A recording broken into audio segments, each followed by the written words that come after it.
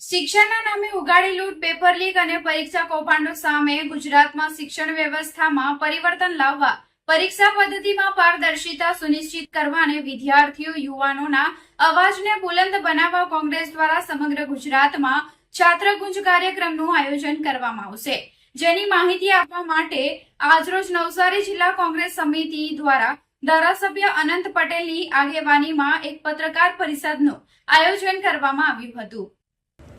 Navsari circuit house ખાતે નવસારી જિલ્લા કોંગ્રેસ સમિતિ દ્વારા આયોજિત પત્રકાર પરિષદને સંબોધતા વાંસદાના ધારાસભ્ય અનંત પટેલે જણાવ્યું કે છેલ્લા કેટલા વર્ષોમાં દેશ અને ગુજરાતમાં પેપર લીક તથા પરીક્ષા કૌભાંડોના બનાવોમાં સતત વધારો થયો છે, જેના કારણે લાખો વિદ્યાર્થીઓની વર્ષોની મહેનત, વાલીઓના આર્થિક બલિદાન અને યુવાનોના સપનાઓ પર પાણી ફરી વળ્યું છે।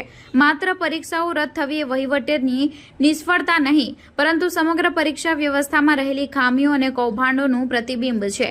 તાજેતરમાં યોજાયેલી નીટ પરીક્ષા પર પેપર લીકના ગંભીર આક્ષેપોના કારણે ચર્ચામાં રહી હતી। દેશભરમાં 22 લાખથી વધુ અને ગુજરાતમાં 80,000થી વધુ વિદ્યાર્થીઓ આ પરીક્ષાની તૈયારી કરી રહ્યા હતા। કોંગ્રેસનો આક્ષેપ છે કે મોદી સરકારના છેલ્લા 10 વર્ષમાં અંદાજે 89 પેપર લીકના બનાવો સામે આવ્યા છે અને 48 જેટલી પરીક્ષાઓ ફરી લેવાની ફરજ પડી છે। નીટ ઉપરાંત CBSE, SSC, NDA, વ્યાપમ સહિતની અનેક પરીક્ષાઓમાં પણ ગેરરીતિઓ અને કૌભાંડોના આક્ષેપો થયા છે। ગુજરાતમાં બિન સચિવાલય clerk, junior clerk, head clerk અને ફોરેસ્ટ ગાર્ડ જેવી ભરતી પરીક્ષાઓના પેપર લીક થતા પરીક્ષાઓ રદ કરવાની નોબત આવી હતી, જેના કારણે લાખો યુવાનોને સંઘર્ષ કરવો પડ્યો હતો। તેમ છતાં જવાબદાર તંત્ર સામે કડક કાર્યવાહી થતી ન હોવાનું કોંગ્રેસનું કહેવું છે। કોંગ્રેસે કેન્દ્રીય શિક્ષણ મંત્રી ધર્મેન્દ્ર પ્રધાનના રાજીનામાની પણ માંગ કરી છે। પક્ષના નેતાઓએ જણાવ્યું કે નીટ પેપર લીક મુદ્દે દેશભરના વિદ્યાર્થીઓમાં ભારે રોષ જોવા મળી રહ્યો છે, પરંતુ કેન્દ્ર સરકાર દ્વારા કોઈ નૈતિક જવાબદારી સ્વીકારવામાં આવી નથી।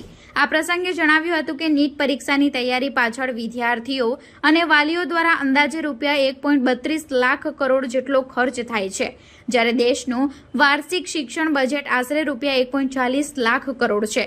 NEET, JEE, UPSC, SSC, RRB સહિતની વિવિધ સ્પર્ધાત્મક પરીક્ષાઓની તૈયારી પાછળ દેશભરમાં કુલ રૂપિયા 3.5 લાખ કરોડ જેટલો ખર્ચ થતો હોવાનું માનવામાં આવે છે, જે શિક્ષણ ક્ષેત્રે પરિવારોના વિશાળ આર્થિક રોકાણને દર્શાવે છે। કોંગ્રેસના જણાવ્યા મુજબ લોકસભાના વિપક્ષના નેતા રાહુલ ગાંધીના માર્ગદર્શન હેઠળ શિક્ષણ વ્યવસ્થામાં સુધારા, પરીક્ષા પદ્ધતિમાં પારદર્શિતા, પેપર લીક અને ભરતી કૌભાંડો સામે કડક કાર્યવાહી તથા શિક્ષણના નામે થતી લૂંટને રોકવા માટે રાજ્યવ્યાપી અભિયાન હાથ ધરવામાં આવશે।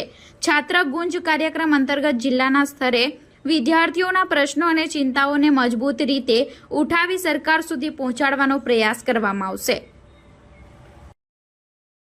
આજે નવસારી જિલ્લા કોંગ્રેસ સમિતિ આયોજિત પ્રેસ વાર્તામાં અમને પ્રદેશ કોંગ્રેસના આદેશથી જે નવસારી જિલ્લામાં છાત્રો સાથે જે અન્યાય થયો છે, યુવાનો સાથે અન્યાય થયો છે, નીટની એક્ઝામના પેપર લીક થઈ ગયા છે। 21 તારીખે ફરી પાછી નીટની એક્ઝામ લીધી છે। હવે છાત્રો, વિદ્યાર્થીઓ, યુવાનો ફ્રી થયા છે, ત્યારે પ્રદેશ કોંગ્રેસના આદેશથી છાત્રગુંજ નામના કાર્યક્રમ નવસારી જિલ્લામાં અમે કરીશું। વિદ્યાર્થીઓ જેણે નીટની પરીક્ષા આપી છે, વિદ્યાર્થીઓ જે કોલેજમાં છે, વિદ્યાર્થી જે આવતા વર્ષે નીટની એક્ઝામ આપવાના છે, એમની સાથે અમે વાર્તાલાપ કરીશું અને એમની સાથે શું અન્યાય થાય છે અને અન્યાય થયા પછી, પેપર લીક થયા પછી એમની માનસિક દશા શું હોય છે અને એની સંપૂર્ણ જવાબદારી કેન્દ્ર સરકારની છે, છતાં પણ કેન્દ્ર સરકાર દ્વારા શિક્ષણ મંત્રીનું રાજીનામું અપાયું નથી।